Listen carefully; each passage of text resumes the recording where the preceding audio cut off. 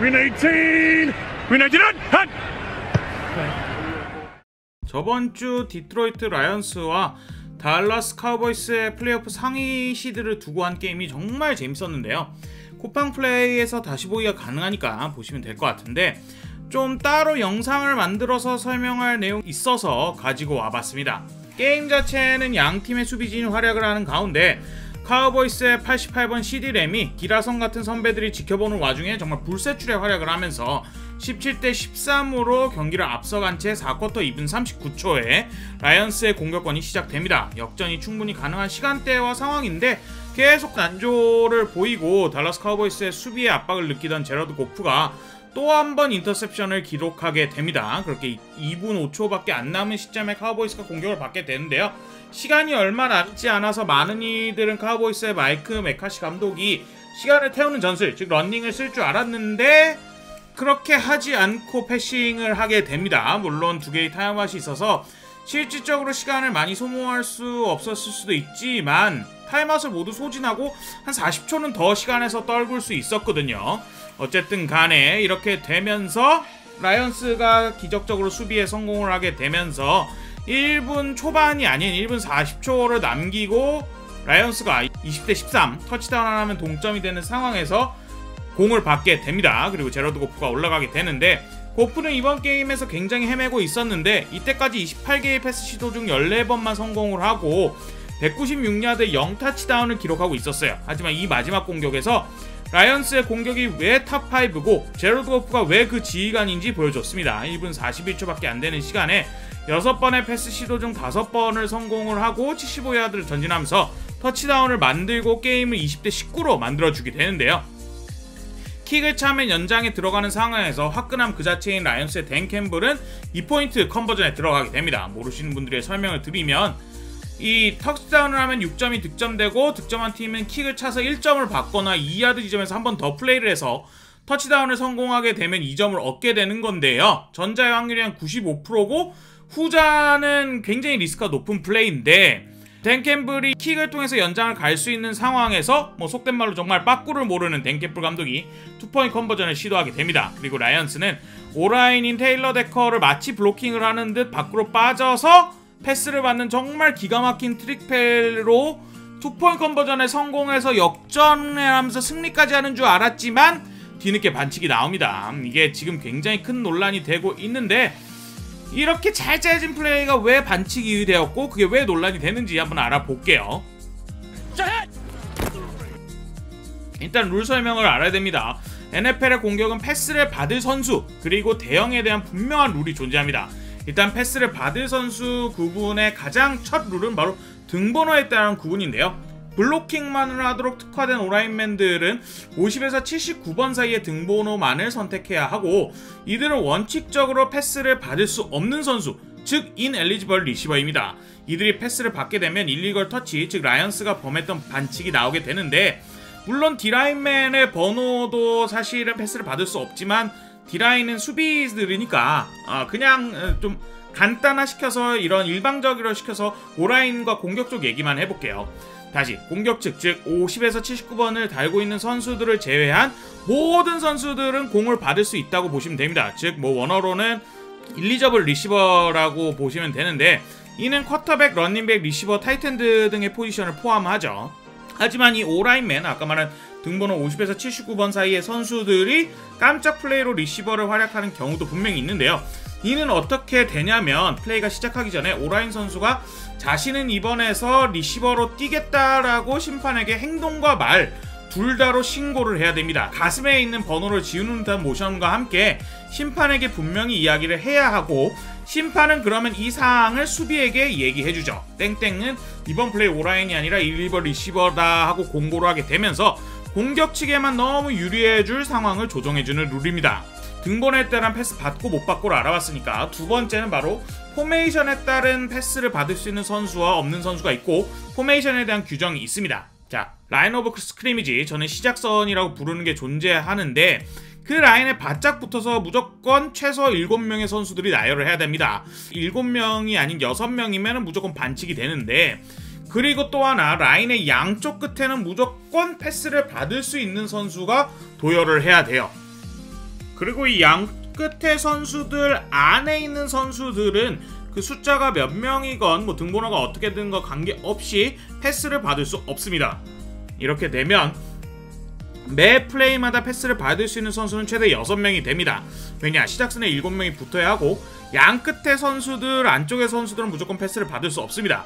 그러면 일단 5명 패스를 받을 수 없죠. 그리고 양 끝 선수들은 패스를 받을 수 있는 선수들이고 그 외에 시작선에 붙지 않는, 즉 한 발 정도 떨어져 있거나 더 뒤에 있는 선수들은 자유롭게 패스를 받을 수 있습니다. 그렇게 해서 총 6명의 선수가 받을 수 있어요. 시작선에 8명이 붙어도 됩니다. 8명이 붙어도 룰은 똑같아요. 양 끝에 선수들은 패스를 받을 수 있는 선수들이라고 안쪽에 6명은 패스를 못 받는 선수들인데 거기다 뒤에 있는 4명의 선수들도 패스를 받을 수 있죠.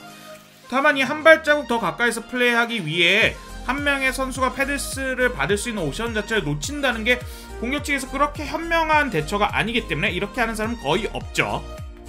다음 이슈는 리시버가 시작선에 어떻게 붙어있고 떨어지냐를 이 경기 중에 확인을 한다는 건데요. 이런 식으로 바둑알이 아니니까.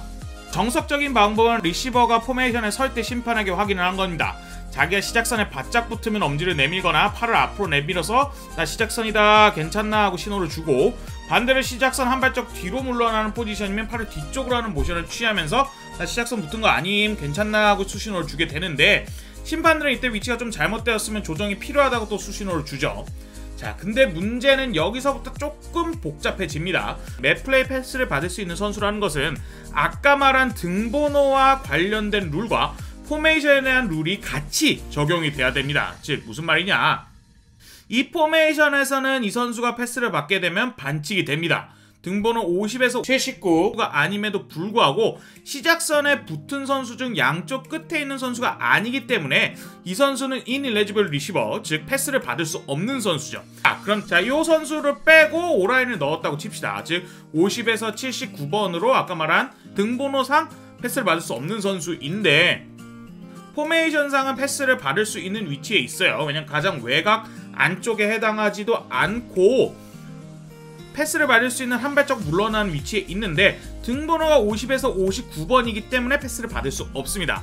하지만 아까 말씀드렸듯 이 선수가 만약에 사전에 심판에게 나는 이번에 리시버로 플레이를 할 거예요 하고 보고를 했다면, 즉 플레이가 시작하기 전에 일리지벌 리시버로 심판에게 보고를 했고 이게 수비 측과 공유가 되었다면 등번호에 대한 룰이 사라지면서 이 선수가 패스를 받아도 되는 거죠. 자, 다음 상황부터 한번 봅시다. 자, 이 상황은 패스 여부와 관계없이 반칙입니다. 왜냐하면 시작선에 붙은 7명의 사람 중 양 끝의 선수는 반드시 패스를 받을 수 있는 선수, 즉 일리저블 리시버여야 해요. 이 경우 최우측에 있는 선수는 50에서 79번을 달고 있는 오라인으로 패스를 받을 수 없는, 즉 인일리저블 리시버이기 때문에 이 포메이션 자체가 반칙이 됩니다. 만약 이 선수가 플레이 시작 전에 마찬가지로 심판에게 나는 리시버입니다 하고 신고를 했다면 이 등번호에도 불구하고 리시버가 가능한 선수로 판단이 되기 때문에 이 플레이도 진행이 가능하고 이 선수도 패스를 받을 수 있게 되는 거죠. 이러한 점을 인지한 채로 라이언스의 플레이를 다시 한번 봅시다. 자, 라이언스는 진영에 오라인을 한 명 더 투입했어요. 그리고 시작선에 보시다시피 7명의 선수들이 있는데 오라인 6명과 최우측의 리시버입니다. 양측의 리시버는 각자 플레이가 시작하기 전에 심판에게 자신의 위치가 맞나 안 맞나를 확인하는 걸 볼 수 있는데요. 그리고 재미나게도 추가로 투입한 오라인이 바로 이 선수인데 시작선 7인 중에 안쪽에 있어서 등번호와 관계없이 신고 여부와 관계없이 패스를 받을 수 없는 상황인 거고, 오히려 최좌측의 선수가 패스를 받을 수 있는 선수인데 이 선수가 투포인트 컨버전 패스를 잡아낸 테일러 더커, 즉 오라인맨입니다. 플레이는 포메이션적으로 문제될 게 없습니다. 단 하나, 테일러 더커가 자신은 오라인맨이 아닌 사람이라고 신고를 했냐 안 했냐가 가장 핵심이 되는 건데요. 이 부분에서 양측의 의견이 엇갈리고 있습니다. 자, 라이언스 입장부터 한번 보시죠.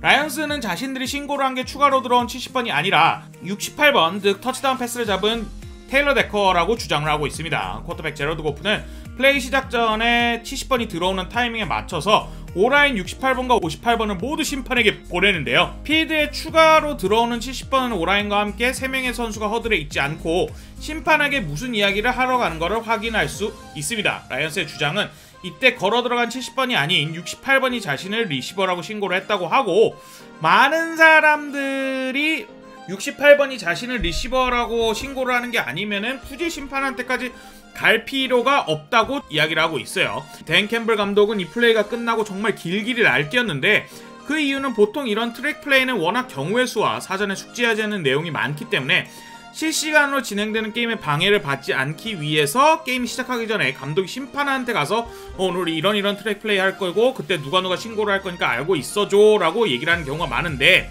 댄 캠블은 경기가 끝나고 인터뷰에서 이걸 분명히 심판진에게 말을 했었다고 합니다. 그래서 더욱더 화가 났던 것이고, 쿼터백 제러드 고프나 스키퍼조차도 우리가 신고를 제대로 했었다고 이야기를 하고 있습니다. 라이언스 입장에서는 경기 내내 70번을 추가 오라인맨으로 계속 기용을 했었어요. 이런 극한의 상황에서 똑같이 70번을 추가 오라인맨으로 기용을 해놓고는 68번을 알고 보면 깜짝 리시버로 등록을 하고 그에게 패스를 하기 위해 정말 이 경기 내내 모든 플레이가 다 하나하나 이렇게 거대한 밑밥이자 판짝이었는데, 중요한 순간에 쿼터백 제러드 고프는 냉정을 유지한 채 자신의 선수들을 신고하러 보내기까지 했고, 더욱이나 테일러 데커가 기가 막힌 캐치를 해주면서 이 필살의 플레이가 아름답게 성공을 했는데 무위로 돌아가서 더욱 아쉽지 않았나 싶습니다. 심판의 입장들에서 가장 중요한 건 말씀드렸던 덕후가 신고를 했냐 마냐인데, 심판들의 의견은 분명해요. 이제 자신이 리시버가 아님을 신고하는 선수는 수신호와 말 두 가지의 수단을 통해서 분명하게 심판에게 자신의 사항을 신고할 필요가 있다라는 말입니다. 그리고 실제로도 게임 내내 70번 스키퍼가 들어오기도 했고, 이전 플레이에서 스키퍼가 들어온 걸 보면은 이제 특유의 동작을 하죠. 자기를 봐달라고 손을 들고 가슴에 있는 번호를 지우는 액션을 취하고 있는데, 심판이 자신을 못 본 것 같자 재차 심판으로 가서 자신의 의사를 분명히 전하는 걸 볼 수 있어요. 이번에 문제시되는 플레이 역시도 스키퍼는 똑같이 필드에 설 때 똑같은 액션을 취하면서 들어갔습니다. 그리고 이때 두 명의 오라인맨이 붙게 되는데, 여기서 68번 데커가 정말 신호를 하고 구두로 보고를 했냐는 여러 각도상 확인이 되지 않습니다. 아무튼 심판진 입장에서는 아까 말했듯 수신호와 구두 둘 다 선수가 해야 할 책임이며, 심판이 이해할 때까지 신고를 해야 하는 건 선수의 몫이라고 한결같은 입장을 밝히고 있어요. 진실은 어찌되었든 간에 정말 화려한 막판에 비해 굉장히 좀 찝찝한 마무리였습니다. 지능적인 트릭에 트릭을 거는 플레이를 이행하다가 수비수뿐만이 아니라 심판까지 참 속였다는 건데, 그럼에도 불구하고 라이언스가 게임 막판에 보여준 엄청난 집중력과 동점, 그리고 연장으로 갈 수 있음에도 끝까지 승리를 향한 움직임은 매우 인상적이었고, 이런 화끈함과 지능적임이 같이 있는 라이언스가 어떤 식으로 플레이오프에 보여줄지 기대가 됩니다. 감사합니다.